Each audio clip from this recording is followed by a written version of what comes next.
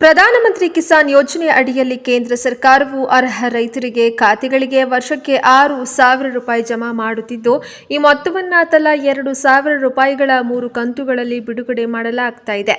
ಈ ರೀತಿಯಾಗಿ ಪ್ರತಿ 4 ತಿಂಗಳಿಗೊಮ್ಮೆ ಅರ್ಹ ರೈತರ ಖಾತೆಗಳಿಗೆ 2,000 ರೂಪಾಯಿಗಳನ್ನು ಜಮೆ ಮಾಡಲಾಗುತ್ತೆ.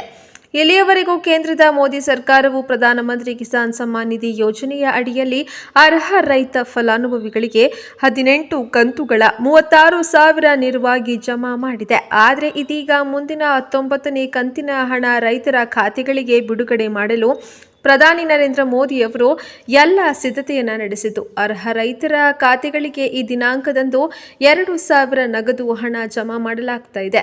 ಆದರೆ ಈ ಕಂತಿನ ಹಣ ಇಂತಹ ರೈತರಿಗೆ ಸಿಗುವುದು ಸ್ವಲ್ಪನೇ ಕಷ್ಟ ಆಗಬಹುದು. ಬನ್ನಿ, ಯಾವೆಲ್ಲ ರೈತರಿಗೆ ಈ ಹಣ ಬರುವುದಿಲ್ಲ, ಈ ಹಣ ಪಡೆಯಲು ಯಾವೆಲ್ಲ ಕೆಲಸಗಳನ್ನು ಮಾಡಬೇಕು ಎಂಬುದರ ಕುರಿತು ಕಂಪ್ಲೀಟ್ ಮಾಹಿತಿ ಈ ವಿಡಿಯೋದಲ್ಲಿ ತಿಳಿಸಿಕೊಟ್ಟಿದ್ದೇವೆ. ನೀವು ಕೂಡ ರೈತರಾಗಿದ್ದು ಅಥವಾ ರೈತ ಕುಟುಂಬಕ್ಕೆ ಸೇರಿದವರಾಗಿದ್ರೆ ವಿಡಿಯೋವನ್ನು ಈಗಲೇ ಲೈಕ್ ಮಾಡಿ ಹಾಗೂ ಕೊನೆವರೆಗೂ ನೋಡಿ. ಈ ಯೋಜನೆಯ ನಿಬಂಧನೆಗಳ ಪ್ರಕಾರ ಕುಟುಂಬದ ಒಬ್ಬ ಸದಸ್ಯ ಮಾತ್ರ ಇದರ ಪ್ರಯೋಜನವನ್ನ ಪಡೆಯುತ್ತಾನೆ. ಇದರ ಅರ್ಥ ಗಂಡ ಮತ್ತು ಹೆಂಡತಿ ಇಬ್ಬರ ಹೆಸರಿನಲ್ಲಿ ಕೃಷಿ ಭೂಮಿ ಇದ್ರೂ ಸಹ ಕೇವಲ ಒಬ್ಬ ವ್ಯಕ್ತಿ ಮಾತ್ರ ಯೋಜನೆಯ ಲಾಭವನ್ನ ಪಡೆಯುತ್ತಾನೆ. ಇದರ ಅರ್ಥ ಇಡೀ ಕುಟುಂಬದಲ್ಲಿ ಒಬ್ಬ ವ್ಯಕ್ತಿ ಮಾತ್ರ ಈ ಯೋಜನೆಯ ಲಾಭವನ್ನ ಪಡೆಯುತ್ತಾನೆ.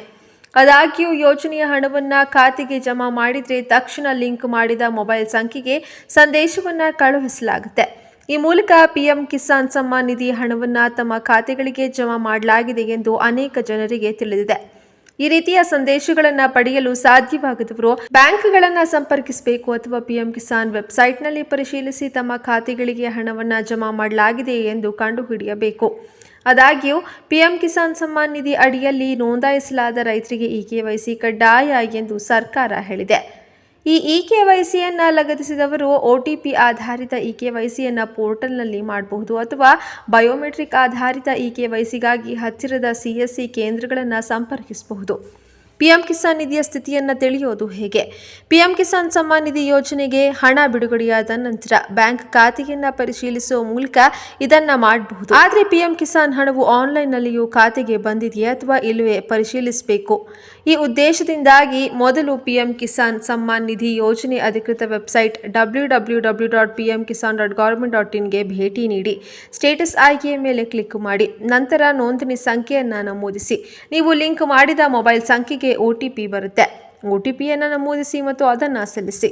ನಂತರ ಪರದೆಯ ಮೇಲೆ ಪಿಎಂ ಕಿಸಾನ್ ಕಂತಿನ ಸ್ಥಿತಿ ಕಾಣಿಸಿಕೊಳ್ಳುತ್ತೆ.